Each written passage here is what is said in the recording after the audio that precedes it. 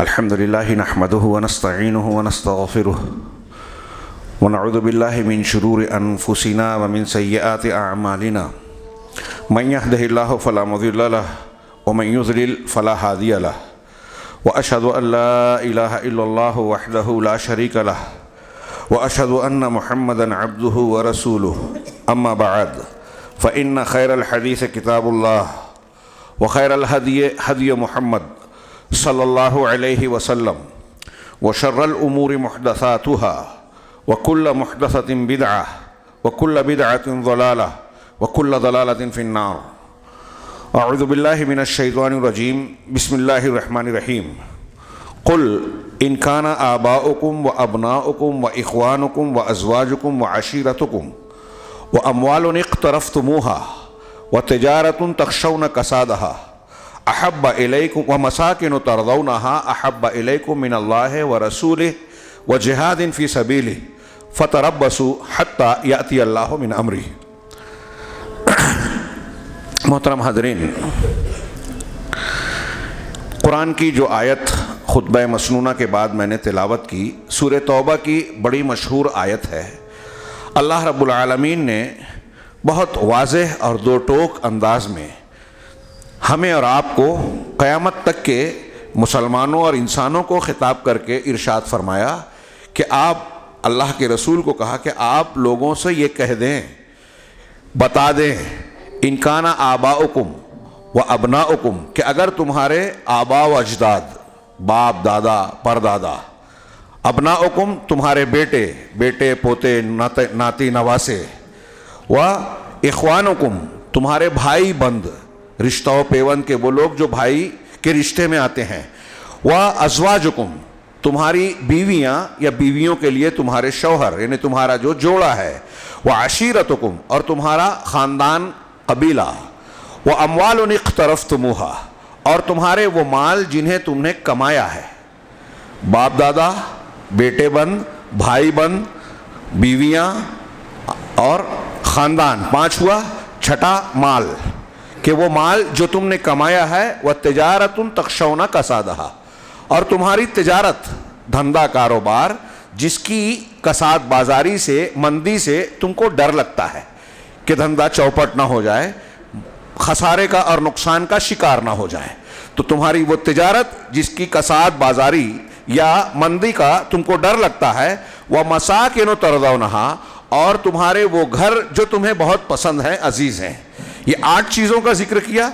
اہل علم نے کہا کہ عموماً یہ 8 چیزیں انسان کی زندگی میں اس کی محبوب چیزوں میں ہوتی ہے، ان سے اس کا گہرا تعلق ہوتا ہے۔ اللہ رب العالمین نے ان قریبی اور محبوب چیزوں کا تذکرہ کر کے کہا کہ اے اللہ کے نبی، آپ لوگوں سے یہ کہہ دیں کہ اگر یہ 8 چیزیں تمہارے نزدیک احب الیکم، تمہارے نزدیک زیادہ محبوب ہیں، زیادہ قابل محبت اور چاہت کے لائق ہیں، من اللہ ورسولہ اللہ کے مقابلے میں اور اس کے رسول کے مقابلے میں، فتربصوا تو انتظار کرو، حتی یأتی اللہ بامرہ یہاں تک کہ اللہ تبارک و تعالی اپنا امر یعنی اپنا عذاب لے آئے۔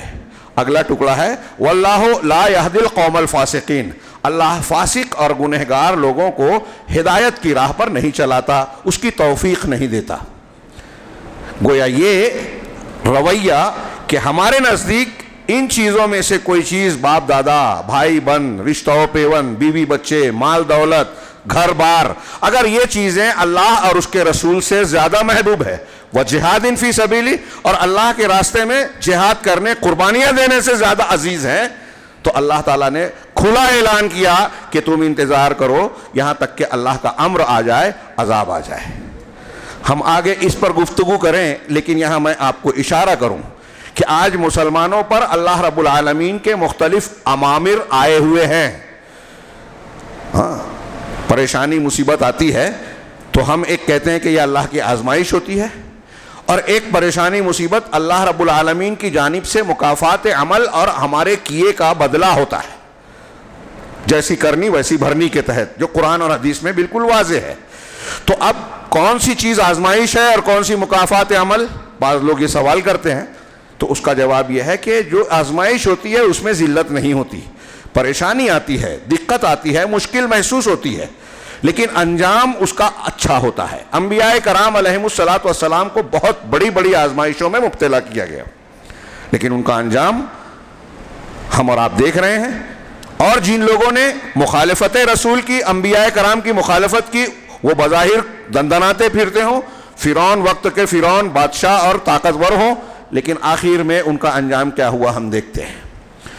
تو آزمائش والی بات سمجھ میں آتی ہے، اس میں بے عزتی اور رسوائی نہیں ہوتی، اور جو اللہ کا عذاب ہوتا ہے اس میں تکلیف مصیبت کے ساتھ بے عزتی کا پہلو ہوتا ہے۔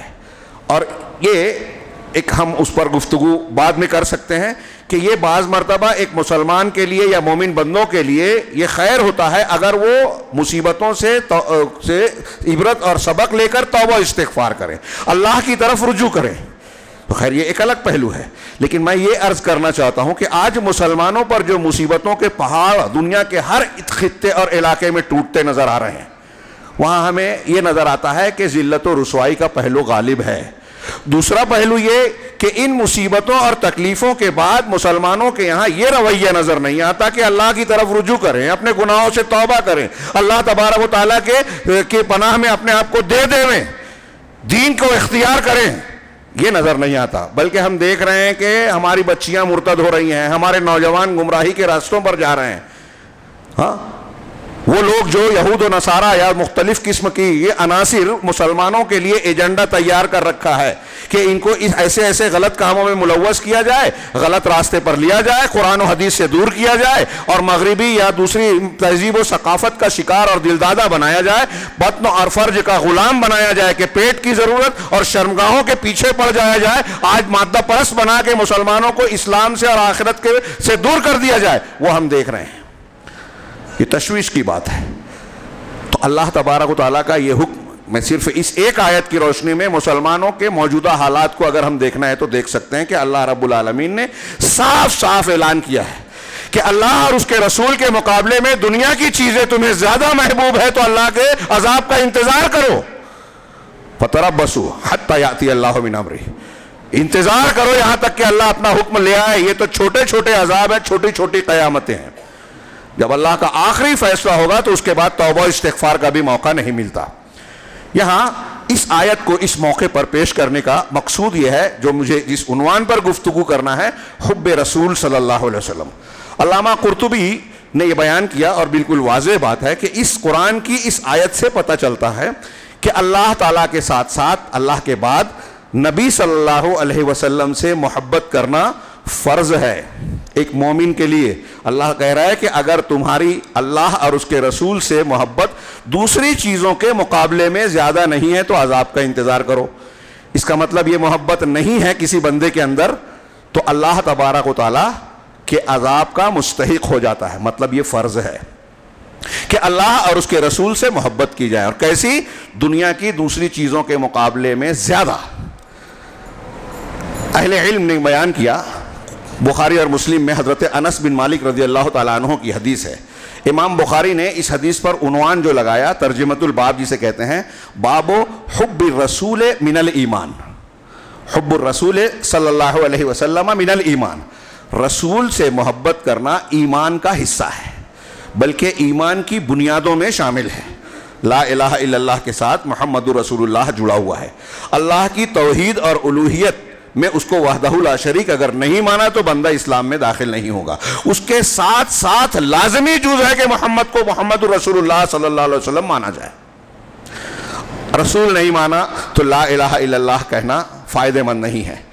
تو اب اللہ کے نبی صلی اللہ علیہ وسلم کی محبت ایمان کا جز ہے، یہ عنوان قائم کر کے امام بخاری نے جو دلیلیں پیش کی اس میں حضرت انس رضی اللہ تعالیٰ عنہ کی حدیث پیش کی۔ وہ کہتے ہیں کہ اللہ کے رسول صلی اللہ علیہ وسلم نے فرمایا، آپ بہت مرتبہ یہ حدیث سناتے ہیں، لا یؤمن احدکم حتی اکون احب الیہ من والدہ وولدہ وزاد مسلم والناس اجمعین، کہ تم میں سے کوئی شخص مومن نہیں ہو سکتا، کامل یا ایمان والا نہیں ہو سکتا، میں یہ نہیں کہہ رہا ہوں، ترجمہ یہ کرتے ہیں کہ کامل مومن نہیں ہو سکتا، یہاں تک کہ میں یعنی رسول اللہ صلی اللہ علیہ وسلم حتی اکونا، یہاں تک کہ میں اس کے نزدیک زیادہ محبوب نہ بن جاؤں، زیادہ چاہنے کے لائق نہ بن جاؤں، من والدہی اس کے والد سے، وولدہی اس کے بیٹے سے، اور مسلم شریف میں یہ جملہ اور ہے کہ دنیا کے تمام لوگوں سے زیادہ، دنیا کے تمام لوگوں سے زیادہ محبت کرنے والا محبوب میں نہ بن جاؤں۔ اس حدیث کو نقل کر کے امام بخاری نے کہا کہ یہ ایمان کا حصہ ہے۔ اہل علم نے بیان کیا کہ جتنے انبیاء صادقین، سچے رسول اور نبی گزرے ہیں، سب پر ایمان لانا اور سب سے محبت کرنا ایمان کا حصہ ہے، لیکن جناب محمد رسول اللہ صلی اللہ علیہ وسلم کی خصوصیت یہ ہے کہ آپ کا درجہ مقام محبت میں بھی سب سے اعلیٰ ہے۔ آپ کو اللہ کے بعد مخلوق میں سب سے زیادہ محبوب بنانا، سب سے زیادہ اونچے محبت کے مقام پر رکھنا ایمان کا حصہ ہے۔ تمام انبیاء سے محبت ہونی چاہیے، لیکن رسول اللہ صلی اللہ علیہ وسلم سے سب سے زیادہ۔ محبت ایک لطیف جذبہ ہے، اس کی قسمیں ہیں۔ ہم دنیا میں بہت سارے لوگوں سے محبت کرتے ہیں۔ ایک آدمی والدین سے محبت کرتا ہے، بچوں سے محبت کرتا ہے، بیوی سے محبت کرتا ہے۔ اس محبت کی بنیادیں، تعلق الگ الگ ہوتا ہے۔ جناب محمد رسول اللہ صلی اللہ علیہ وسلم سے محبت کیوں کی جاتی ہے؟ اس کے اسباب پر میں گفتگو کروں، اس سے پہلے میں یہ عرض کرنا چاہتا ہوں کہ حضرت عمر فاروق رضی اللہ تعالیٰ عنہ، یہ جو بات چل رہی تھی دلیل، اس کا ایک حصہ کہ آپ نے اللہ کے رسول صلی اللہ علیہ وسلم سے کہا کہ اللہ کے رسول، آپ میرے نزدیک میرے بال بچوں سے، دنیا کی تمام چیزوں سے زیادہ محبوب ہے سوائے میری جان کے۔ تو آپ نے کہا کہ نہیں، حتی اکون احب الیک من نفسک، کہ ابو عمر یہ کافی نہیں ہے، یہاں ایمان کا تقاضا یہ ہے کہ میری ذات تمہارے نزدیک تمہارے اپنے نفس سے بھی زیادہ محبوب ہو جائے۔ حضرت عمر نے فوراً اپنی اصلاح کی، جائزہ لیا اور کہا کہ اللہ کے رسول، اب میری ذات میری جان سے بھی زیادہ آپ میرے نزدیک محبوب ہے۔ تو کہا الآن یا عمر، اے عمر اب تمہارا ایمان مکمل ہوا۔ یہ صحابہ کرام کی تربیت فرمائی آپ نے، اور پھر نتیجہ کیا نکلا؟ صحابہ کرام کی اللہ کے نبی صلی اللہ علیہ وسلم سے کیسی محبت تھی؟ اگر اس کی مثالیں بیان کریں تو جمعہ ہمارے کئی مہینہ چلے گا، صحابہ کرام کی محبت رسول کے نمونے ختم نہیں ہوں گے۔ کیسے زبردست لوگ تھے۔ حضرت ابوبکر صدیق رضی اللہ تعالیٰ عنہ نبی کریم صلی اللہ علیہ وسلم سے کیسی محبت کرتے تھے، قربان جائیے، مثال نہیں ملتی۔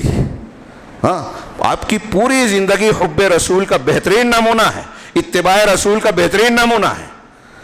اگر اللہ کے رسول صلی اللہ علیہ وسلم سے محبت کرنی ہے، آج ہمارے ہاں لوگ دعویٰ کرتے ہیں، بہت سارے لوگ، آپ، ہم، دوسرے دنیا کے بہت سارے مسلک کے لوگ، تو ان سے سوال کیجئے کہ جیسے سیدنا ابوبکر صدیق رضی اللہ تعالیٰ عنہ نے محبت کی تھی، ویسے اگر ہم نے اللہ کے رسول سے محبت کی، جتنا ہماری طاقت ہے اس کی اتباع کی، تو کیا ہمارے لیے کافی ہے یا نہیں نجات کے لیے؟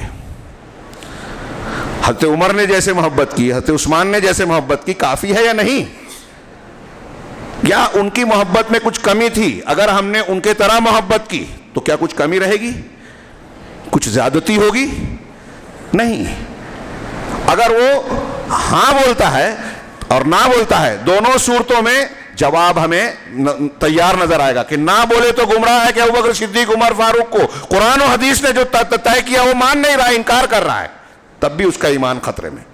اور ہاں بولتا ہے تو پھر یہ سوال پیدا ہوتا ہے کہ جب ابوبکر صدیق اور عمر فاروق کی محبت رسول کافی تھی تو ان کی محبت سے اضافہ کرنے کی ہمیں اور آپ کو آج ضرورت کیا ہے؟ جو چیزیں انہوں نے محبت رسول کے نام پر نہیں کی، کیا ہم کر سکتے ہیں؟ کرنے کا جواز ہے۔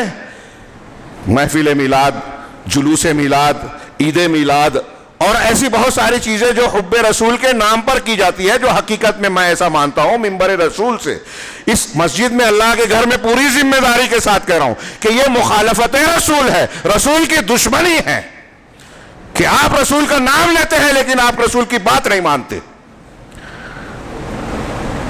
بالکل واضح بات۔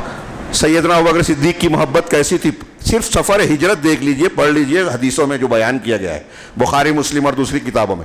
اللہ کے نبی صلی اللہ علیہ وسلم کے ساتھ ہجرت کے سفر میں سیدنا ابوبکر صدیق کا کردار کیا رہا؟ انتظار میں ہے، ساتھ کے لیے بے چین ہے، غار میں جاتے ہیں، پہلے خود جاتے ہیں، اپنے کاندھے پر اٹھایا جیسا کہ روایتوں میں ہے، اوپر چڑھتے ہیں، پہلے خود گئے، صفائی کی، اندر انتظام کرنے کے بعد، سوراخ بند کرنے کے بعد اندر بلا رہے ہیں۔ کسی چیز نے ڈس لیا, آپ آرام کر رہے ہیں حضرت ابوبکر صدیق کی ران پر سر رکھ کر, ڈسنے کے بعد تکلیف ہو رہی ہے, حرکت نہیں کر رہے ہیں کہ نبی کریم صلی اللہ علیہ وسلم کے آرام میں خلل نہ ہو, آنکھوں سے تکلیف کی وجہ سے آنسو آ گئے, آنسو ٹپک کر اللہ کے نبی صلی اللہ علیہ وسلم کے رخسار مبارک پر گر گئے. آپ بیدار ہوئے, پوچھا ابوبکر کیا ہے؟ کہا اللہ کے رسول کسی چیز نے ڈس لیا ہے, لیکن میں نے حرکت نہیں کی کہ آپ کے آرام میں خلل نہ ہو. آپ نے اپنا لعاب لگایا. یہ ایک آگے راستے میں جب بڑھ رہے ہیں تو کبھی آگے کبھی پیچھے, کبھی دائیں کبھی بائیں, اللہ کے نبی صلی اللہ علیہ وسلم سکون کے ساتھ قرآن پڑھتے ہوئے چل رہے ہیں. سیدنا ابوبکر صدیق آگے پیچھے.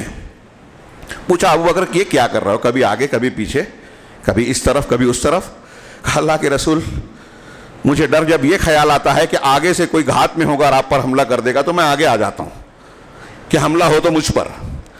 جب یہ خیال آتا ہے کہ کوئی تعاقب کرتا ہوا دشمن پیچھے سے آئے گا اور آپ کو نقصان پہنچائے گا تو میں پیچھے آ جاتا ہوں, یہی سوچ کر دائیں بائیں آتا ہوں. اللہ کے رسول اگر میں ختم ہو گیا, مجھ کو نقصان پہنچا تو میں ایک آدمی ہوں اور آپ اللہ کے رسول ہیں, آپ کا اگر آپ کو نقصان پہنچا تو دین کی دعوت کا نقصان پہنچے گا. نبی کریم صلی اللہ علیہ وسلم اسی سفر میں جب ایک جگہ آرام کر رہے ہیں تو ابوبکر صدیق, میں تفصیل میں نہیں جا رہا ہوں, صرف نقطے کی بات جو مقصود ہے وہ بتا رہا ہوں, سائے میں آپ کو صفائی کر کے لٹا دیا, خود بھی تھکے ہیں لیکن چمڑے کا ایک حصہ بچھا کر آپ سے کہا آرام کیجیے. پھر ایک چرواہا آیا بکریاں لے کر, اس سے پوچھا کہ کوئی بکری دودھ والی ہے, کس کے ہو, سب سوال جواب جو کیا, اس سے دودھ والی بکری لے کر اجازت لے کر دودھ دوہا حضرت ابوبکر صدیق نے اپنے چمڑے کے ایک برتن میں رکھا. نبی کریم صلی اللہ علیہ وسلم کو پیش کرنے کے لیے آئے تو آپ نیند میں تھے. کہا میں نے پسند نہیں کیا کہ آپ کو بیدار کروں. چنانچہ نبی کریم صلی اللہ علیہ وسلم جب بیدار ہوئے تو آپ نے دودھ پر چمڑے کے اوپر سے پانی ڈال کے ٹھنڈا کیا اور آپ کو پیش کیا کہ اللہ کے رسول. فقلتو, بخاری کی روایت میں ہے, فقلتو اشرب یا رسول اللہ, میں نے کہا اللہ کے رسول اسے نوش فرمائیے, دودھ استعمال کیجیے. اللہ کے رسول صلی اللہ علیہ وسلم, وہاں جملہ ہے تو ابوبکر صدیق کا پڑھیے, فشربا حتی رضیت, یہ محبت رسول کی, محبت کی انتہا ہے. اللہ کے ابوبکر صدیق کہتے ہیں کہ اللہ کے رسول صلی اللہ علیہ وسلم نے دودھ پیا, تناول فرمایا, یہاں تک کہ میں خوش ہو گیا. آپ نے استعمال کیا, میں خوش ہوا. یہ محبت کی انتہا ہے کہ محبوب کی خوشی اور اس کی ضرورت کی تکمیل میں محبت کرنے والے کو سکون ملے.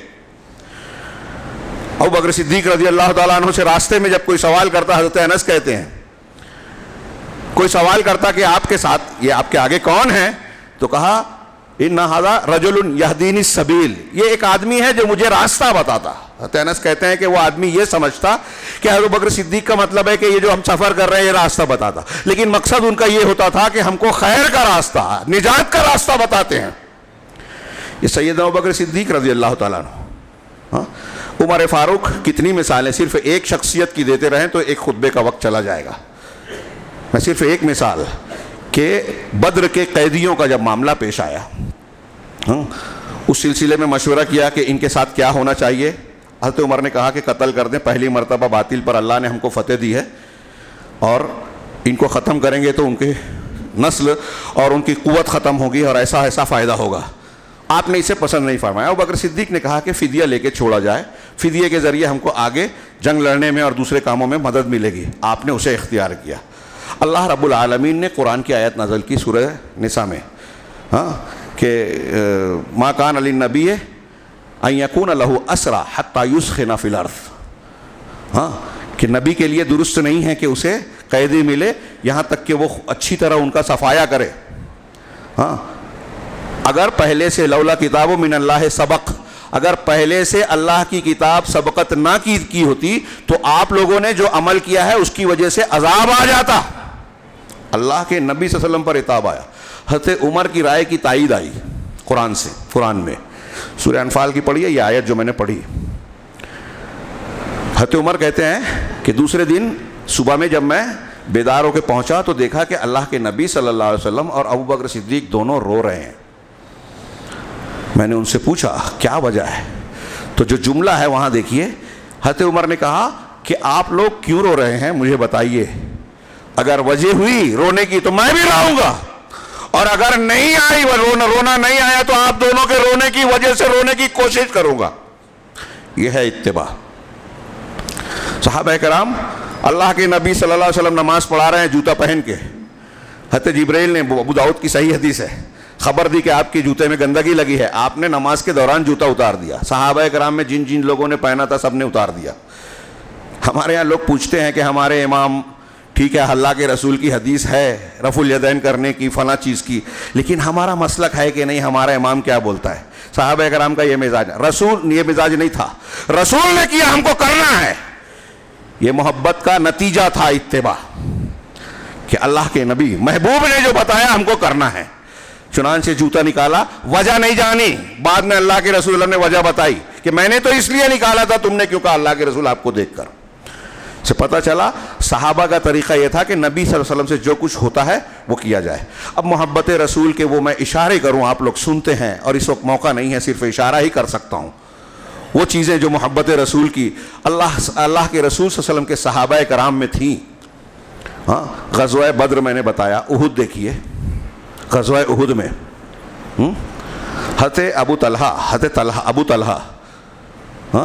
طلحہ رضی اللہ عنہ، طلحہ بن عبید اللہ، ابو بکر صدیق کہتے تھے کہ احد کا دن طلحہ کا دن تھا. اللہ کے نبی صلی اللہ علیہ وسلم پر جب تیروں کی بوچھار، دشمنوں کے نرغے میں پھنس گئے تھے پیچھے سے حملے کے بعد، خالد بن ولید جو آئے تھے اپنے دستے کے ساتھ، تو صرف 11 لوگ تھے آپ کے پاس، 9 لوگ، صرف 9 لوگ تھے، جس میں سے 7 انصاری تھے، اور 7 انصاری یک کے بعد دیگرے چلے گئے. اس میں سے ایک حضرت طلحہ جو تھے مہاجر تھے، آپ کے آگے سپر بن گئے، ڈھال بن گئے، آپ کی طرف آنے والے تیروں کو اپنے بدن پر اور ڈھال پر روک رہے ہیں. نبی کریم صلی اللہ علیہ وسلم نے جب جھانکنے کی کوشش کی تو اللہ کے رسول کہا کہ آپ نہ جھانکیں. اللہ کے رسول آپ نہ جھانکیں، کہیں ایسا نہ ہو کہ کوئی تیر خطا ہو کر آپ کو نشانہ بنا جائے، آپ کو نقصان پہنچ جائے، یہ مجھے گوارا نہیں. اپنے بدن کو چھلنی کر رہے ہیں. ان کا ہاتھ تیروں کی وجہ سے اس احد کے بعد سے ایک ہاتھ جو ہے ان کا شل پڑ گیا تھا، کام نہیں کرتا تھا. اور بکر صدیق کہا کرتے تھے کہ احد کا دن طلحہ کا دن تھا. ہاں، اسی غزوے میں غزوے کے بعد اللہ کے رسول صلی اللہ علیہ وسلم نے جب ابو عمارہ صحابہ کے حالات پوچھے تو ایک صحابی ابو عمارہ تھے انصاری، انہی 7 لوگوں میں سے ایک جو آپ کا دفاع کرتے ہوئے شہید ہو رہے تھے. زمین پہ پڑے تھے، سانسیں چل رہی تھی. ایک صحابی گئے، پوچھے کیا بات، کیا کچھ کہنا چاہتے ہو؟ کہا اللہ کے رسول صلی اللہ علیہ وسلم کو بلائیے. نبی کریم صلی اللہ علیہ وسلم کو بلایا گیا. آپ نے اشارہ کیا، طاقت نہیں تھی کہ آپ قریب آ جائیں. نبی کریم صلی اللہ علیہ وسلم ان کے سر کے پاس اپنے زمین پر اپنے دونوں گھٹنے رکھ دیے، بیٹھ گئے، تشریف فرما ہو گئے. انہوں نے اپنا پورا بدن طاقت لگائی، اپنا سر اٹھایا اور اللہ کے نبی صلی اللہ علیہ وسلم کی ران پر رکھ دیا. اور ران پر رکھنے کے بعد مسکرانے لگے. مسکراتے ہوئے ان کی روح قبض ہو گئی. مولانا ابوالکلام آزاد نے لکھا کہ اللہ تعالیٰ نے جو قرآن میں کہا ہے رضی اللہ عنہم ورضوا عنہ، اللہ ان سے راضی ہوا اور وہ اللہ سے راضی ہوا. وہ اللہ سے راضی ہوئے کا مطلب یہی ہے کہ صحابہ کرام کو اللہ کے راستے میں، رسول اللہ صلی اللہ علیہ وسلم کی معیت میں، آپ کی اتباع اور محبت میں کوئی بڑی سے بڑی قربانی دینا پڑی تو مسکرا کر استقبال کیا. غزوہ بدر اور احد میں شہید ہونے والے صحابہ کرام نے جس طرح موت کا استقبال کیا مسکراتے ہوئے، دنیا کا کوئی انسان نرم اور آرام دہ بستر پر اس طرح موت کو گلے نہیں لگاتا. یہ ہے اللہ سے رضامندی کا ان کا اعلیٰ معیار کہ تکلیف ہے، جان جا رہی ہے، لیکن اللہ کے راستے میں رسول اللہ صلی اللہ علیہ وسلم کا ساتھ ہے، اس بات کی خوشی ہے. مسکرا رہے ہیں مرتے ہوئے. ہاں، دیناری عورت شہادت کے بعد جب اللہ کے رسول اللہ کی وفات کی اور شہادت کی خبر پھیل گئی تھی، ایک عورت بنو دیناریہ کی دوڑی ہوئی آئی. یہ واقعات آپ سنتے ہیں. ان کو بتایا گیا کہ آپ کے بھائی کا انتقال ہوا، شوہر شہید ہو گئے، ہاں بھائی شہید ہو گیا، باپ شہید ہو گیا. ہاں، اور دوڑتے بھاگتے وہ آ رہی ہے. اللہ کے نبی صلی اللہ علیہ وسلم کے اوپر نظر پڑی تو یہ خاتون کہہ رہی ہے کل مصیبت بعدک جلل، آپ کے ہوتے ہوئے ساری مصیبت ہیچ ہے. کتنی بڑی بات ہے. ایک عورت کے لیے شوہر، باپ، بھائی کے انتقال کا کیا معنی ہے. ان سب کی خبر ملنے کے بعد نبی کریم صلی اللہ علیہ وسلم کو دیکھ کر کہتے ہیں کہ آپ سلامت ہیں، تو یہ ساری مصیبتیں میرے لیے ہلکی ہے، ہیچ. یہ نبی کریم صلی اللہ علیہ وسلم سے محبت کے ایسے واقعات پوری زندگی میں بکھرے ہوئے ہیں. ہاں، وہ صحابی حضرت خباب مشرکین مکہ سولی دیتے ہوئے پوچھتے ہیں، جب ان کی آنکھوں سے آنسو جاری ہوا تو کہا کیا تم اس وقت یہ پسند کرتے ہو کہ تمہاری جگہ محمد کو سولی دے دی جائے؟ غالباً ابو سفیان نے اس وقت کہا تھا. تو فوراً جو ہے وہ ان کا رخ بدل گیا اور کہا کہ تم لوگوں کو غلط فہمی ہو رہی ہے. تم یہ کہہ رہے ہو کہ میں یہ پسند کروں گا کہ اللہ کے نبی صلی اللہ علیہ وسلم کو میری جگہ سولی دے دی جائے اور میں بچ جاؤں؟ اللہ کی قسم میرے ہر بال میں جان آ جائے سب کو قربان کر دوں گا، لیکن یہ گوارا نہیں ہے کہ نبی کریم صلی اللہ علیہ وسلم کے پیروں میں کانٹا چبھ جائے۔ یہ اللہ کے رسول صلی اللہ علیہ وسلم قرآن اور حدیث نے جو کہا کہ دنیا کی ہر چیز سے زیادہ محبوب اللہ کے نبی صلی اللہ علیہ وسلم ہونا چاہیے، صحابہ کرام نے وہ چیز اس کا عملی مظاہرہ کیا۔ حضرت علی رضی اللہ تعالیٰ عنہ سے کسی نے پوچھا کہ قاضی ایاز نے یہ روایت نقل کی ہے، انہوں نے پوچھا کہ آپ لوگ اللہ کے رسول صلی اللہ علیہ وسلم سے کتنی محبت کرتے تھے؟ تو انہوں نے کہا کہ اپنے ماں باپ سے زیادہ، اپنے بال بچوں سے زیادہ، اپنی جان سے زیادہ، اور انتہائی گرمی اور شدت کی پیاس کی حالت میں ٹھنڈے پانی کی خواہش سے زیادہ۔ ایک آدمی گرمی میں شدید پیاس لگی ہو تو پانی کا کتنا طلبگار ہوگا؟ حضرت علی اس کی مثال دے کر کہہ رہے ہیں کہ اس پانی کی طلب سے زیادہ ہم اللہ کے رسول صلی اللہ علیہ وسلم سے محبت کرتے تھے۔ حضرت مسعود، عروہ بن مسعود ثقفی کافر تھے، حدیبیہ کے صلح سے پہلے جب وہ آپ ملنے آئے تو آپ وہ واقعہ جانتے ہیں، صحابہ کرام اللہ کے رسول صلی اللہ علیہ وسلم کے پانی کا، وضو کا پانی زمین پر گرنے نہیں دے رہے تھے۔ آپ کا لعاب اگر نکلتا، تھوک، تو ہر صحابی اپنے بدن پر لینے کی کوشش کرتا۔ یہ نبی صلی اللہ علیہ وسلم کے لیے خاص ہے۔ آج ہمارے ہاں پیروں کے ہاں یہ سب جو چلتا ہے سارے کے سارے بدعت ہے۔ اللہ کے نبی کے بعد صحابہ نے، ابوبکر صدیق، عمر فاروق، عثمان غنی، کسی بزرگ کے ساتھ یہ نہیں کیا، یہ اللہ کے نبی صلی اللہ علیہ وسلم کی خصوصیت تھی۔ تو نبی کریم صلی اللہ علیہ وسلم کے معاملات میں صحابہ کرام کا یہ معاملہ دیکھ کر عروہ نے جو آ کر کو مکہ والوں سے کہا تھا کہ دیکھیے وہ جو معاملات ہیں، جھگڑے ہیں اپنی جگہ، لیکن میں ایک بات آپ لوگوں سے کہتا ہوں کہ محمد صلی اللہ علیہ وسلم کے سامنے آپ لوگ اس طرح مقابلہ نہ کریں۔ میں نے قیصر، کسریٰ، روم کے بادشاہوں کو دیکھا، ان کے ماننے والوں کو دیکھا کہ وہ کس طرح اپنے بادشاہ اور اپنے بڑوں کی تعظیم کرتے ہیں، لیکن ان سب کے باوجود میں نے دیکھا کہ اصحاب محمد صلی اللہ علیہ وسلم جس طرح محمد رسول اللہ صلی اللہ علیہ وسلم کی، یہ رسول اللہ صلی اللہ علیہ وسلم میں کہہ رہا ہوں، جس طرح اصحاب محمد کی تعظیم اور عزت کرتے ہیں ویسے میں نے کسی کو نہیں دیکھا۔ تم لوگ ان کی بات مان لو یا ان کے سامنے سپر ڈال دو۔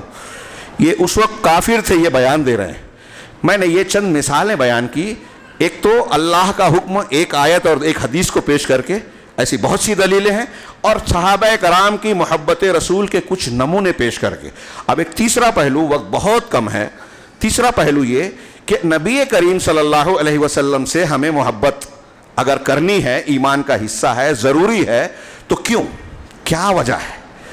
اس کی صرف ایک ہی وجہ اگر بیان کی جائے تو کافی ہے، دوسری کسی وجہ کی ضرورت نہیں ہے ایک مومن کے لیے، ایمان والے، کہ اس کا حکم اللہ اور رسول نے دیا ہے۔ یہ کافی ہے کہ اللہ نے حکم دیا ہے کہ محبت کی جائے اللہ کے رسول سے، اللہ تعالیٰ کے رسول صلی اللہ علیہ وسلم نے حکم دیا ہے۔ اِنَّا أَرْسَلْنَاكَ شَاهِدًا وَمُبَشِّرًا وَنَذِيرًا، قرآن کہتا ہے کہ ہم نے آپ کو شاہد، گواہ، مبشر، بشارت دینے والا، نذیر، ڈرانے والا بنا کر بھیجا۔ کیوں بھیجا؟ لِتُؤْمِنُوا بِاللَّهِ وَرَسُولِهِ، تاکہ تم اللہ اور اس کے رسول پر ایمان لاؤ۔ ایمان اللہ کا بھی حق ہے اور اس کے بعد رسول کا بھی اس کے ساتھ ساتھ، وَتُعَزِّرُوهُ وَتُوَقِّرُوهُ، اور رسول کا یہ حق ہے کہ تم اس کی تعزیر یعنی ان کی تائید اور مدد کرو، وَتُعَقِّرُوهُ، اور ان کی توقیر کرو، عزت و ادب کرو۔ ان کی شان میں گستاخی جائز نہیں ہے، ان کی عزت اور ان کا احترام کرو۔ وَتُسَبِّحُوهُ بُكْرَةً وَأَصِيلًا، اور یہ اللہ کا حق ہے کہ نبی کے ذریعے سے جب تم کو صحیح تعلیم ملے گی تو صبح شام اللہ کی تسبیح بیان کرو گے، بزرگوں کے واقعات اور جھوٹے سچے قصے سے زیادہ اللہ کی بڑائی اور عظمت بیان کرو گے، اس کی تسبیح اور حمد بیان کرو گے۔ یہ مقصود ہے رسول کے آنے کا۔ تو اللہ تعالیٰ نے حکم دیا، اور اگر آپ کی اور ہماری محبت اللہ کے رسول سے نہیں ہے تو عذاب کو دعوت دے رہے ہیں۔ پوری دنیا کے مسلمان بتائیے کیا ہماری محبت اللہ کے رسول سے وہ ہے جو ہونی چاہیے؟ یہ نتیجے کی بات ہم آخر میں چند مختصر سے کریں گے۔ یہاں میں اشارہ کرنا چاہتا ہوں کہ نبی صلی اللہ علیہ وسلم کی محبت جب ہم پر آپ پر فرض ہے تو اس کے اسباب کیوں؟ پہلی بات تو اللہ نے حکم دیا۔ دوسری بات میں یہ عرض کرنا چاہتا ہوں، اور وہ بھی تفصیل کا موقع بالکل نہیں ہے، یہ کئی خطبوں میں یہ بیان کیا جا سکتا ہے کہ جناب محمد رسول اللہ صلی اللہ علیہ وسلم کی ذات اور شخصیت میں، آپ کی سیرت میں آپ غور کریں گے تو دنیا میں یہ اللہ تبارک و تعالیٰ کے لیے موقع نہیں ہے، اس لیے وہ چھیڑ نہیں رہا ہوں، سب سے زیادہ اللہ کے یہاں بنیادی طور سے محبت کے اسباب موجود ہیں۔ اللہ ہمارا خالق ہے، مالک ہے، احسان کرنے والا ہے، اللہ کے اندر خوبیاں ہی خوبیاں ہیں، کوئی نقص اور خامی نہیں ہے، یہ ساری چیزیں محبت کو لازم قرار دیتی ہیں. تو اس کو ہم توحید کے موضوع پہ بحث کریں گے. رسالت کے ضمن میں دنیا کے اندر کسی سے محبت کرنے کے جو وجہ ہو سکتی ہے، وہ ساری وجوہات بدرجہ اتم سب سے زیادہ کامل طریقے پر جناب محمد رسول اللہ صلی اللہ علیہ وسلم کی شخصیت میں موجود ہے. اب یہاں ہم اگر گفتگو کریں تو اللہ تعالیٰ نے نبی صلی اللہ علیہ وسلم کو جو خصوصیات عطا فرمائی ہیں، آپ کے سچے رسول ہونے کے جو دلائل بیان کیے ہیں، جو بے شمار ہیں اور ہر روز بڑھتے جا رہے ہیں، ساری گفتگو اس میں آ سکتی ہے. نبی کریم صلی اللہ علیہ وسلم کا حسب نسب دنیا کا سب سے بہترین حسب. کچھ لوگ حسب نسب دیکھتے ہیں کسی کو چاہنے کے لیے. مسلم شریف کی حدیث ہے کہ اللہ نے اس بنو اسماعیل کو پوری دنیا کی نسلوں میں چنا. بنو اسماعیل میں جو ہے وہ قریش کو، قریش میں بنو ہاشم کو، بنو ہاشم میں مجھے منتخب کیا. سب سے بہترین نسب. شخصی اور ذاتی طور پر کتنے صحابہ کرام کا بیان ہے کہ ظاہری پیکر میں حسن و جمال کا وہ نمونہ نبی کریم صلی اللہ علیہ وسلم تھے کہ ویسی شخصیت، ویسی خوبصورتی ظاہری طور پر کسی میں نہیں. وَأَحْسَنُ مِنْكَ لَمْ تَرَ قَطُّ عَيْنِي. حضرت حسان بن ثابت کا شعر ہے کہ آپ سے زیادہ حسین کو میری نگاہوں نے کبھی دیکھا ہی نہیں. وَأَجْمَلُ مِنْكَ لَمْ تَلِدْ النِّسَاءُ. اور آپ سے زیادہ جمیل خوبصورت شخصیت کو عورتوں نے جنا ہی نہیں. خُلِقْتَ مُبَرَّأً مِنْ كُلِّ عَيْبٍ. آپ تمام عیوب سے پاک بنا کر پیدا کیے گئے. كَأَنَّكَ قَدْ خُلِقْتَ كَمَا تَشَاءُ. ایسا لگتا ہے کہ آپ ویسے ہی پیدا ہوئے جیسے آپ نے چاہا. حضرت جابر کا بیان، حضرت علی کا بیان، حضرت ام معبد جن کے ہاں اللہ کے رسول نے ہجرت کے وقت وہ لاغر بکری کے تھن پر ہاتھ لگایا، دودھ بھر گیا اور دوہا پلایا، تو انہوں نے جو اپنے شوہر سے بیان کیا سیرت کی کتابوں میں پڑھی ہے، وقت نہیں ہے. انتہائی شاندار. نبی کریم صلی اللہ علیہ وسلم کو حضرت جابر کہتے ہیں کہ میں چاند 14ویں کے چاند کو دیکھ رہا تھا، آپ کے چہرے کو ایک دیکھتا. بعد میں یقین ہوا کہ نبی کریم صلی اللہ علیہ وسلم کے چہرے میں جو رونق، خوبصورتی، چمک اور کشش ہے وہ 14ویں کے چاند میں بھی نہیں ہے. آپ ظاہری پیکر میں بھی ایک انسان اگر کسی کو شخصیت کے اعتبار سے پسند کرنا چاہے تو آپ میں بدرجہ کمال سب سے زیادہ خوبصورتی تھی. حضرت حسان اور دوسرے لوگ کہتے ہیں کہ اگر آپ کے پاس دوسری دلیلیں نہ بھی ہوتی سچے رسول ہونے کی تو آپ کی ظاہری شکل و صورت ہی بتا دیتی کہ یہ چہرہ، یہ شخصیت کوئی جھوٹا انسان ہو ہی نہیں سکتا. سچ اور جھوٹ کے ناپنے کے جتنے پیمانے ہیں ان سب پہ پیمانے جانچ لیجئے، نبی کریم صلی اللہ علیہ وسلم سچے نظر آئیں گے. تو آپ اس اعتبار سے آپ کی سیرت اور اخلاق، رات میں مغرب بعد کے کا جو درس ہے وہ سیرت طیبہ سے متعلق ہے، وہاں ہم یہ گفتگو کریں گے آپ کی سیرت کے کچھ پہلو، اور یہ کہ موجودہ دنیا میں جتنے مسائل ہیں اس کا حل جناب محمد رسول اللہ صلی اللہ علیہ وسلم کی سیرت سے ہی لیا جا سکتا ہے. یہ انشاءاللہ ہم رات میں گفتگو کریں گے. آپ کی سیرت، آپ کے ماننے والے، جن لوگوں نے آپ کو مانا وہ دنیا کے بے مثال اور عظیم شخصیات بن گئے.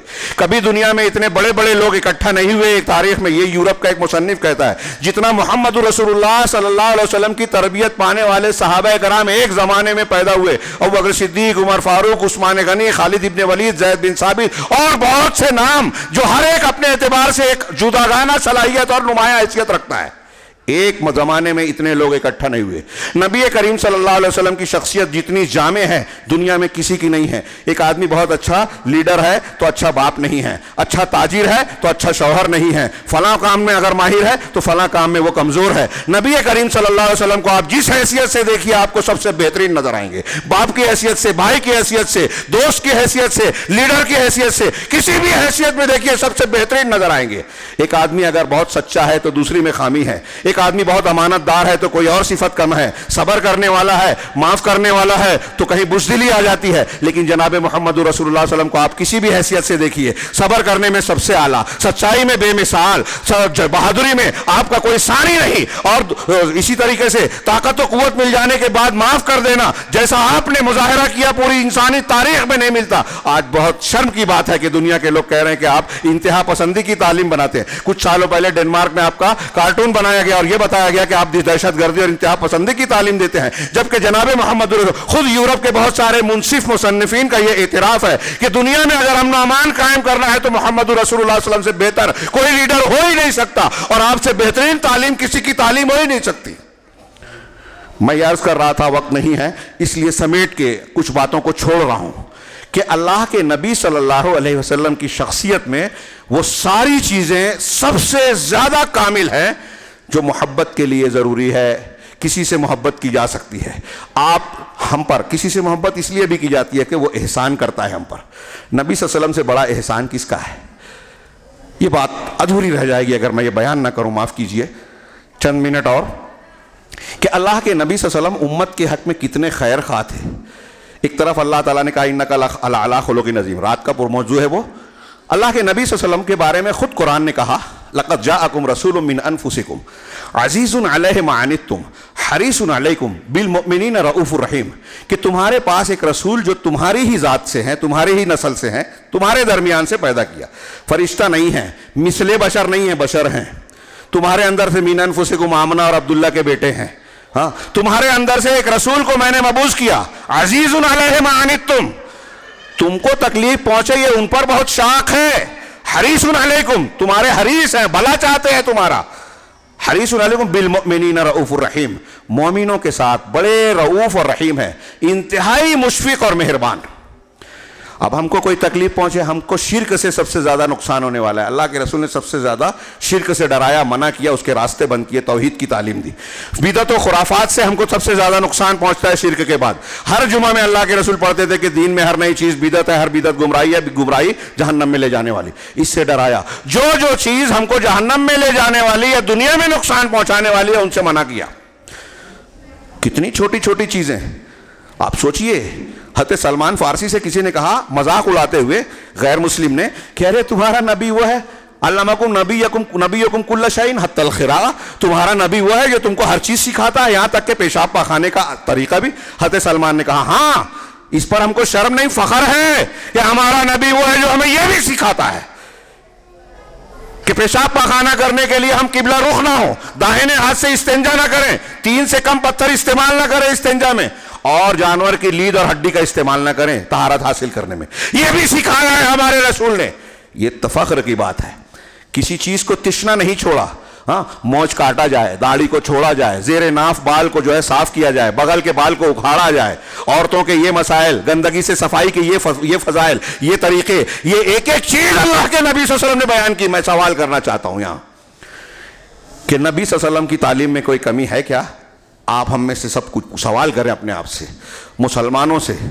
پھر جب آپ مکمل ہیں، آپ کے اندر ہر خوبی اعلیٰ درجے کی ہے، آپ میں کوئی کمی نہیں ہے، اللہ تعالیٰ نے قیامت تک کے لیے آپ کو رہنما اور نبی اور نمونہ بنایا ہے۔ لقد کان لکم فی رسول اللہ اسوۃ حسنہ، تمہارے لیے رسول کی ذات میں بہترین نمونہ ہے۔ تو اب رسول کو چھوڑ کر ہمیں کسی مفکر کی ضرورت ہے، کسی دانشور کی ضرورت ہے کہ وہ صاحب آئیں گے کتاب لکھیں گے تو ہم کو پتہ چلے گا؟ رسول کے بعد آپ نے جو تعلیم دی ہے، دین پہنچایا ہے، اس میں کسی اضافے کی ضرورت ہے کہ 12 ربیع الاول کو آپ کی زندگی میں 23 مرتبہ آیا، نبوت ملنے کے بعد 23 سالہ پائے نا آپ نے زندگی، ایک بھی موقع پر آپ نے نہیں کہا کہ یہ میری پیدائش کا اور وفات کا دن ہے۔ ابھی یہاں موقع نہیں ہے کہ میں بحث کروں یہ 12 ربیع الاول ولادت کا دن ہے، یہی مختلف فی ہے، پیدائش کا دن یہ نہیں ہے، تحقیق والے کہتے ہیں 9 ربیع الاول ہے، 12 ربیع الاول وفات کا دن ہے۔ یہ نمبر 1۔ نمبر 2، اللہ کے رسول صلی اللہ علیہ وسلم نے اپنا یا کسی نبی کا ولادت کا دن منانے کا حکم دیا، اجازت دی، صحابہ کرام نے منایا۔ ابھی ہم نے بات کی کہ اللہ کے رسول سے صحابہ نے جیسی محبت کی دنیا میں کسی محبت کرنے والے نے کسی محبوب سے نہ کی اور نہ کر سکتا ہے، لیکن جلوس نہیں نکالا، محفل میلاد منعقد نہیں کی، آپ کی ولادت کے دن کا اہتمام نہیں کیا۔ آپ کی ولادت کا دن کون سا ہے، اسراء اور معراج کی تاریخ کیا ہے، اس میں اختلاف ہے، یہ اس بات کی دلیل ہے کہ صحابہ کرام اس دن کا اہتمام نہیں کرتے تھے، تبھی تو اختلاف ہوا، نامعلوم سی ہو گئی۔ یہ غیر اہم بات ہے۔ اہم بات اللہ کے نبی صلی اللہ علیہ وسلم کی محبت کے تقاضے ہیں، نبی صلی اللہ علیہ وسلم کی مہربانیوں کی میں بات کر رہا تھا، وقت کی وجہ سے میں آگے بڑھ گیا۔ ہاں میں ایک بات کہوں کہ دنیا میں بھی اللہ کے رسول یہ چاہتے تھے، آخرت تک ایک روایت 2 روایت اشارہ کروں صحیح مسلم کی کہ لکل نبی دعوت مستجابہ، نبی صلی اللہ علیہ وسلم کا فرمان ہے، صحیح مسلم میں کتاب الایمان میں ہے کہ ہر نبی کو اللہ نے ایک قبول کی جانے والی دعا دی، اسپیشل دعا کہ آپ مانگیے آپ کی دعا قبول ہوگی، ایکسپٹ ہوگی۔ نبی صلی اللہ علیہ وسلم فرما رہے ہیں فتعجل کل نبی دعوتہ، ہر نبی نے اپنی دعا کو دنیا میں مانگ لیا، جلدی کر لی۔ وَإِنِّي اخْتَبَأْتُ دعوتی، لیکن میں نے اپنی دعوت کو روک لیا۔ آج کی زبان میں کہیں کہ اپنی دعا کو میں نے ریزرو کر لیا، روک لیا۔ کیوں روکا؟ شفاعۃ لامتی یوم القیامہ، کہ قیامت کے دن اپنی امت کی شفاعت کروں گا۔ تھوڑی دیر کے لیے سوچئے، ہاں ہمارے اور آپ کو اگر اللہ کہے کہ کچھ مانگو دیں گے، ہم کیا مانگیں گے؟ ہاں میں اکثر کہا کرتا ہوں، ٹائم نہیں ہے۔ قیامت کا منظر جو حدیثوں میں آیا ہے، دوسرے انبیاء اولو العزم رسول ان کے پاس جب لوگ جائیں گے تو کہیں گے نفسی نفسی نفسی، میرا نفس میرا نفس میرا نفس۔ یوم یفر المرء من اخیہ، اس دن آدمی اپنے بھائی سے بھاگے گا، وامہ وابیہ، اپنی ماں اور باپ سے بھاگے گا، وصاحبتہ وبنیہ، اپنی بیوی بچوں سے بھی بھاگے گا۔ لکل امرئ منہم یومئذ شأن یغنیہ، ہر آدمی کی ایسی حالت ہوگی جو دوسرے سے بے نیاز کر دے گی۔ انبیاء کا بھی یہ حال ہوا، نفسی نفسی نفسی کہیں گے۔ صرف محمد الرسول اللہ صلی اللہ علیہ وسلم کے بارے میں یہ ثابت ہے، دعا ہے، اسی حدیث میں ہے شفاعت کبریٰ والی، کہ آپ کہیں گے اللہ تعالیٰ سے نفسی نفسی نہیں کہیں گے، آپ کہیں گے امتی امتی امتی، میری امت ہے اللہ، میری امت میری امت۔ لوگ نفسی نفسی کہیں گے، آپ امتی امتی کہیں گے۔ اللہ کے نبی صلی اللہ علیہ وسلم نے کہا کہ میں نے اپنی دعا کو ریزرو کر لیا قیامت کے دن اپنی امت کی شفاعت کے لیے، لیکن آگے ایک جملہ اور بھی بیان کیا جو یاد کرنے کا ہے کہ میری امت کے ان لوگوں کو میری شفاعت ملے گی، نبی صلی اللہ علیہ وسلم فرما رہے ہیں ان لوگوں کو ملے گی جنہوں نے اللہ کے ساتھ شرک نہیں کیا۔ اگر شرک کیا ہے تو یہ شرک اللہ کے رسول کی شفاعت کے ملنے میں رکاوٹ ہے۔ محفل میلاد میں جو لوگ یہ کہتے ہیں کہ اللہ کے رسول حاضر ہو گئے، سنتے ہیں وہ شرک کر رہے ہیں۔ ممبر رسول سے کہہ رہا ہوں، برا لگ رہا ہے، ناراضگی ہو رہی ہے، ناراضگی ہونے کے ساتھ ساتھ تحقیق کریں، اس لیے کہ آپ کی اور میری آخرت کا تعلق ہے اس بات سے۔ آپ غلو کر رہے ہیں اللہ کے رسول صلی اللہ علیہ وسلم کے ساتھ، ناانصافی کر رہے ہیں اگر آپ اللہ کے رسول کو ان کے مقام سے بڑھا رہے ہیں، اور اگر گھٹا رہے ہیں تب بھی۔ تو غلو اور جفا، اللہ کے رسول صلی اللہ علیہ وسلم کی محبت۔ میں ایک اور بات پیش کروں کہ نبی صلی اللہ علیہ وسلم کی خیر کیا ہے، صحیح بخاری اور مسلم کی حدیث ہے کہ میری اور تمہاری مثال، امتیوں کو کہا تمہاری مثال ایسے ہے جیسے ایک شخص نے آگ جلائی، ایک شخص نے آگ جلائی اور اس میں پتنگے پروانے گرے جا رہے ہیں، ہاں یہاں، اور وہ ان کو روک رہا ہے۔ فجعل هؤلاء الجنادب والفراش يقعن فيها وهو يذبهن عنها، اس آگ سے ان کو روک رہا ہے لیکن وہ گرے جا رہے ہیں۔ ایسی میری تمہاری مثال ہے، نبی صلی اللہ علیہ وسلم نے فرمایا کہ تم لوگ جو ہے جہنم کی آگ میں جا کے گرے جا رہے ہیں، اور میں تمہاری کمریں پکڑ پکڑ کر تم کو روک رہا ہوں، لیکن تم میرا ہاتھ چھوڑا کر اس میں کودے جا رہے ہو، گرے جا رہے ہو۔ میں یہ کہتا ہوں کہ نبی صلی اللہ علیہ وسلم نے جس طرح حیات طیبہ میں تعلیم دی، تو آپ جو ہماری کمر پکڑ رہے ہیں آج بھی آپ کی حدیثیں، آپ کی سنتیں، آپ کی تعلیمات ہمیں اور آپ کو ہماری کمر پکڑ کر جہنم سے روکنے کی کوشش کر رہی ہے کہ آپ کی سنتوں کو مان جائیں، آپ کی تعلیمات پر غور کریں، اور یہی محبت کا تقاضا ہے۔ رسول اللہ صلی اللہ علیہ وسلم کی محبت فرض ہے، رسول اللہ صلی اللہ علیہ وسلم سے محبت دنیا کی تمام چیزوں سے زیادہ ہونا ضروری ہے، یہ ایک مسلمان بچہ بھی جانتا ہے۔ لیکن افسوس کہ رسول اللہ صلی اللہ علیہ وسلم کی محبت کے تقاضے کیا ہیں، محبت کی کیسے جاتی ہے، یہ ہمارے ہاں بہت سارے علماء اور اصحاب جبہ و دستار بھی نہیں جان رہے ہیں۔ کوئی محفل میلاد اور سال میں ایک مرتبہ جلوس نکالنے کو محبت رسول کا مظاہرہ سمجھتا ہے، کوئی اور بدعت و خرافات کر کے سمجھتا ہے کہ میں نے دین کا اور رسول کا حق ادا کر دیا۔ ہرگز نہیں، محبت ویسے کی جائے جیسے اللہ نے کہا، رسول اللہ صلی اللہ علیہ وسلم نے بتایا، اور جیسے صحابہ کرام نے کی۔ محبت کے تقاضے کی تفصیل کا موقع نہیں ہے، ان کی اتباع کی جائے، ان کی توقیر کی جائے، ان پر درود بھیجا جائے، ان کے حقوق کا لحاظ کیا جائے، ان کو دوسروں کے مقابلے میں ترجیح دی جائے، اللہ کے رسول صلی اللہ علیہ وسلم کی بات کے آگے دنیا کے کسی بھی انسان کی بات کو نہ کیا جائے، آپ کی شریعت کو شریعت مانا جائے، کسی اور کے حلال حرام اور شریعت کو نہ مانا جائے۔ آپ نے جب فتویٰ دیا تو ہم وہی فتویٰ دیں، آپ نے جس کو حلال کہا وہی ہم حلال کہیں، جس کو حرام کہا ہم حرام کہیں، آپ نے جس چیز کو کہا کہ ایسے لیٹنا ہے، ایسے بیٹھنا ہے، وہی کریں، یہ محبت کا تقاضا ہے۔ لیکن آج بہت سارے مسلمان یہ ماننے کے لیے تیار ہی نہیں ہے۔ ہم بتا رہے ہیں کہ اللہ کے رسول کی نماز ایسی تھی، کہتے ہیں ہمارے امام تو یہ کرتے تھے۔ اللہ کے رسول صلی اللہ علیہ وسلم نے کبھی میلاد نہیں منائی، کہا اتنے سارے لوگ بے وقوف ہیں کیا، اتنے لوگ مناتے ہیں، بھیڑ بھاڑ کرتے ہیں، جلوس نکلتا ہے، اور فلاں فلاں چیز کا جو ہے احترام سے جو ہے مظاہرہ کیا جاتا ہے، تو ہم اس کو منائیں گے، اللہ کے رسول کی کیوں مانیں؟ اللہ کے نبی صلی اللہ علیہ وسلم کی بات آ گئی، امام کی بات مانتے ہیں، پیر صاحب کی بات مانتے ہیں، مفتی صاحب کا فتویٰ مانتے ہیں کیا یہ رسول کی محبت ہے؟ ہرگز نہیں، یہ رسول کی مخالفت ہے، دشمنی ہے، جس کے بارے میں قرآن و حدیث میں وعید ہے فَلْيَحْذَرِ الَّذِينَ يُخَالِفُونَ عَنْ أَمْرِهِ أَن تُصِيبَهُمْ فِتْنَةٌ، جو لوگ اللہ کے رسول کی مخالفت کرتے ہیں انہیں اس بات سے ڈرنا چاہیے کہ انہیں فتنہ آ پکڑے اور يُصِيبَهُمْ عَذَابٌ أَلِيمٌ، یا دردناک عذاب۔ یہ سورہ نور کی آیت ہے، تفسیر جا کے پڑھیے۔ فتنے کی دو تشریح کی۔ امام احمد کہتے ہیں کہ فتنے سے مراد شرک ہے، جو سنت کی مخالفت کرتا ہے وہ شرک میں بھی پڑ جاتا ہے۔ دیکھیے دنیا میں روئے زمین پر مخالفین سنت کے ہاں آپ کو شرک ضرور نظر آئے گا، مانے یا نہ مانے۔ اسی طریقے سے آخرت کا دردناک عذاب۔ علامہ ابن کثیر نے کہا دوسرے مفسرین کے اقوال نقل کر کے فتنے سے مراد دنیا کے عذاب ہے۔ آج مسلمانوں پر عذاب چھایا ہوا ہے، مختلف قسم کے عذاب۔ اس کی ایک بنیادی وجہ رسول کی مخالفت۔ اللہ کے نبی صلی اللہ علیہ وسلم کے سچے غلام ہم بن جائیں، جیسے آپ کے حقوق ہیں وہ ان حقوق کو ادا کرنے والے، جیسے آپ سے محبت کرنی چاہیے کرنے لگیں، دنیا کی کوئی طاقت ہمارا بال بیکا نہیں کر سکتی۔ تکلیف مصیبت آزمائش کے طور پر آئے گی، لیکن ذلت نہیں ہوگی، خاری نہیں ہوگی، شکست نہیں ہوگی مسلمانوں کو۔ آج ساری مصیبتوں کی جڑ یہی ہے۔ آخری بات محبت کے تقاضے کے طور پر یہ کہ محبت کا تقاضا یہ ہے کہ ہم ان سے محبت کریں جس سے اللہ اور رسول محبت کرتے ہیں یا محبوب ہیں، ان سے نفرت کریں جو اللہ اور رسول کے مبغوض ہیں۔ ابو بکر صدیق کے بارے میں اللہ کے رسول کہتے ہیں کہ اگر میں اپنے امت میں سے کسی کو خلیل بناتا تو ابو بکر کو بناتا، لیکن مجھے اللہ نے اپنا خلیل بنایا ہے۔ عمر میرے محبوب ہے، ان کو جنت کی بشارتیں دی۔ حضرت عثمان اور دوسرے صحابہ کی آپ نے تعریف کی۔ رافضی آج کہتا ہے ابو بکر صدیق عمر فاروق پر لعنت بھیجی جائے، ان کو دشمن اہل بیت بنا کر پیش کرتا ہے۔ تو اب یہ رافضی اور اس کے نمائندے ہمارے یہاں، کوئی انجینئر ہے، کوئی منکر حدیث ہے، کوئی جو ہے اسلامی تحریک کو پیش کرنے کے لیے اقتدار کی بات کرتا ہے، تو وہ جو ہے خلافت اور ملوکیت کی بحث میں صحابہ کرام کی شان میں گستاخیاں کرتا ہے۔ جو صحابہ کرام کی شان میں گستاخی کر رہا ہے وہ اہل سنت والجماعت، قرآن و حدیث اور اللہ کے رسول صلی اللہ علیہ وسلم کے بہت سارے فرامین کا کھلا ہوا مخالف ہے۔ جو حدیثوں کا ثابت ہونے کے بعد انکار کرتا ہے وہ رسول اللہ صلی اللہ علیہ وسلم کا مخالف ہے۔ ایسے شخص کے ساتھ ہمارا کیا رویہ ہونا چاہیے؟ میں ایک آیت پیش کر رہا ہوں سورہ ممتحنہ کی۔ اللہ تعالیٰ نے قرآن میں ارشاد فرمایا، یہ محبت رسول کے تقاضے میں ہے کہ لا تجد قوما یؤمنون باللہ والیوم الآخر یوادون من حاد اللہ ورسولہ ولو کانوا آباءہم او ابناءہم او اخوانہم او عشیرتہم۔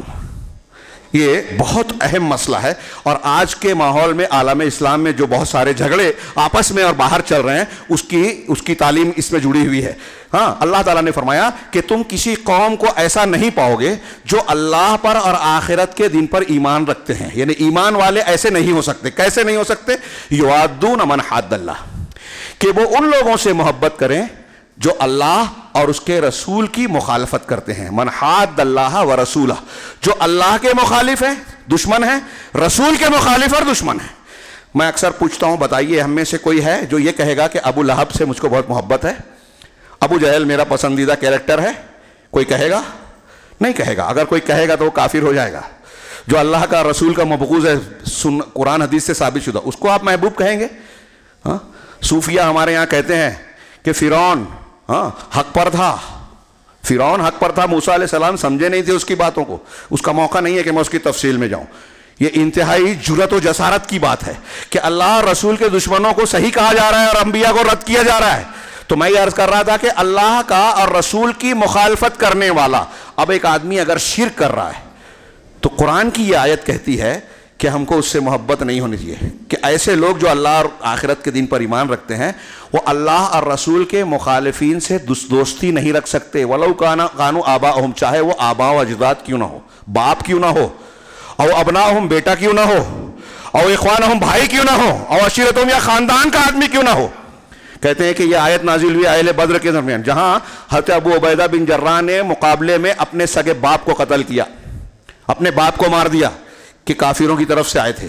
ابو بکر حضرت عمر فاروق نے اپنے سگے ماموں کو قتل کیا۔ ہاں، ایسی اور بھی مثالیں ہیں ان کے سلسلے میں آئی کہ مومنین اپنے اللہ اور رسول کے دشمنوں سے محبت نہیں کر سکتے۔ یہ ولا اور برا کا، دوستی اور دشمنی کا ایک معیار ہے، اور اس مسئلے کو نہ سمجھنے کی وجہ سے آج عالم اسلام میں بہت سارے مسلمانوں کو کافر کہتے ہیں اور کافروں سے دوستی کرتے ہیں۔ ہمارے ہاں تحریکیوں کو دیکھیے، وہ روافض جو صحابہ کرام اللہ اور رسول کو جو ہے مورد الزام ٹھہراتے ہیں، ان کی مخالفت کرتے ہیں، سارے مسلمانوں کو پوری تاریخ میں نقصان پہنچایا، ان کا ساتھ دیتے ہیں، اور اہل حق اہل توحید کی مخالفت کرتے ہیں۔ ہاں، حسن البنا، سید قطب، مولانا ابو العالی مودودی، ان کی جو جماعتیں ہیں، میں نام اس لیے لے رہا ہوں کسی کو برا نہ لگے، طنز تاریخ، ان کا جو موقف اور منہج ہے وہ یہی ہے۔ ایسے ہی آپ دیکھیں کہ یہ حسن البنا کہ اشعار دیکھیے، یہی میلاد کے موقع پر انہوں نے شعر، ان کے سگے بھائی نے احداث صنعت تاریخ کیا ہے وہ ایک کتاب ہے، اس میں نقل کیا کہ حاد الحبیب قد حضر مع الاحباب قد حضر۔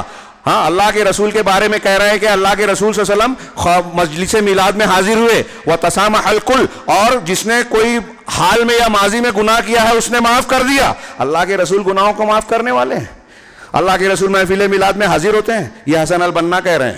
اب حسن البنا کا اگر یہ عقیدہ ہے تو وہ شرک کر رہے ہیں، اللہ کے اور رسول کے مخالف ہیں، ان سے دوستی کر سکتے ہیں کیا؟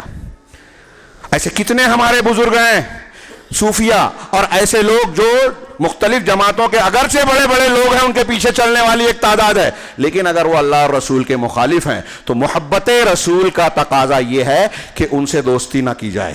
اب ہمارے ہاں اگر کوئی بدعت خرافات ہو رہی ہے تو محبت رسول کا تقاضا یہ ہے کہ اس کی مخالفت کی جائے۔ اللہ کے رسول کی تعلیمات آپ کے دین کی حفاظت کے لیے ضروری ہے کہ بدعت کا رد کیا جائے۔ ایک مسلم شریف کی حدیث میں ہے کہ جو لوگ بدعت کرتے ہیں، جو حکم دیا گیا اس کی مخالفت کرتے ہیں، ہاتھ سے جو ان سے جہاد کرے وہ مومن، اور زبان سے جو ان سے جہاد کرے وہ مومن، دل سے جو جہاد کرے وہ مومن، اور اس کے بعد ایمان رائی کے دانے کے برابر بھی نہیں ہے۔ اس کا مطلب قرآن و سنت کی مخالفت کرنے والوں کو رد کرنا ایمان کا حصہ ہے، یہ اختلاف بڑھانا نہیں ہے۔ قرآن و حدیث کی تعلیم پھیلانا یہ اختلاف کا خاتمہ ہے، اور اختلاف کا خاتمہ ہو، مصیبتوں کا حل ہو، یہ سب کے سب اس کا حل بنیادی طور سے جناب محمد رسول اللہ صلی اللہ علیہ وسلم کی محبت میں ہے۔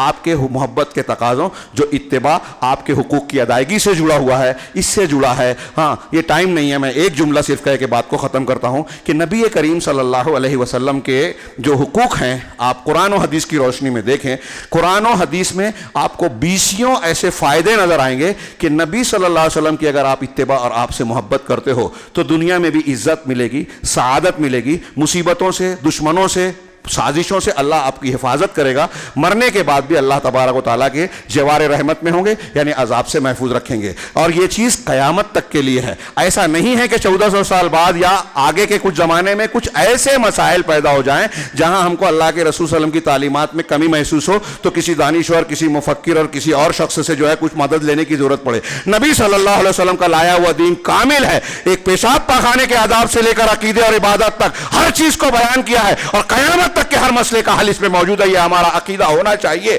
اگر نہیں ہے تو ہمارے عقیدے پر سوالیہ نشان ہے۔ اللہ سے دعا ہے کہ وہ ہمیں دین کو صحیح طریقے سے سمجھنے کی توفیق دے، جناب محمد رسول اللہ صلی اللہ علیہ وسلم پر ایمان لانا اور آپ کے حقوق کو سمجھنا اللہ تعالی ہمارے لیے آسان فرمائے، اور اس کے تعلق سے جو صحیح باتیں ہیں اسے قبول کرنے کی توفیق عطا فرمائے، جو غلط باتیں ہیں۔ نبی سے محبت کا تقاضا یہ بھی ہے کہ آپ کی جو ناموس کی حفاظت کی جائے، آپ کے دین کا دفاع اور حفاظت کی جائے۔ کوئی اگر آپ کے دین اور آپ کی شخصیت کے خلاف کچھ کہتا ہے تو ہماری جیسی طاقت ہے ویسے اس کا دفاع کریں، اس کی آواز کو ختم کریں۔ اللہ رب العالمین ہم کو ان حقوق کو ادا کرنے کی توفیق عطا فرمائے، اور اس کے ذریعے سے دنیا اور آخرت میں ہر قسم کے عذاب اور فتنے سے محفوظ رکھے۔ اقول قولی ھذا واستغفر اللہ لی ولکم سائر المسلمین، وصلی اللہ علی نبینا محمد، بارک اللہ لنا ولکم فی القرآن المجید، ونفعنا وإیاکم بالآیات والذکر الحکیم، انہ تعالی جواد کریم ملک بر رحیم۔